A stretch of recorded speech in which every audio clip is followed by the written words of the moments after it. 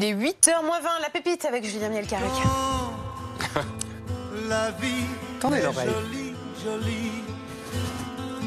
Jolie. Quand la vie est jolie, jolie. Johnny qui chantait Hamlet. Oui, c'est Hamlet. Dans un album concept. Tu l'as reconnu, non? Dans les années 70. Moi, j'ai reconnu Johnny, hein, désolé. Précurseur, ce Johnny, dans les années 70. Parce qu'en 2020, désormais, on slame Albert Camus. Alors, regardez cette vidéo qui a été diffusée cette semaine sur les réseaux sociaux. En fait, c'est un slam de la correspondance amoureuse d'Albert Camus avec Maria Casares. C'est un clip, moi j'ai cru d'abord en voyant ça que c'était le dernier clip d'Angèle. Ça reprend tous les codes du moment. Extrait. Deux êtres qui s'aiment ont à conquérir leur amour, à construire leur vie et leurs sentiments.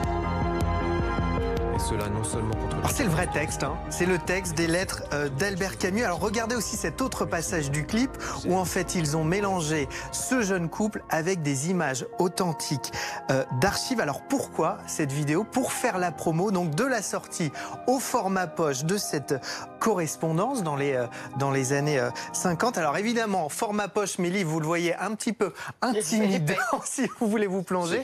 Alors pour l'éditeur, évidemment, l'objectif c'est d'attirer les jeunes sur les réseaux sociaux. Écoutez. C'est vrai qu'avec ce film, on met en scène de jeunes acteurs et là, ça permet de toucher le public directement, les lecteurs directement, en utilisant des moyens d'expression différents.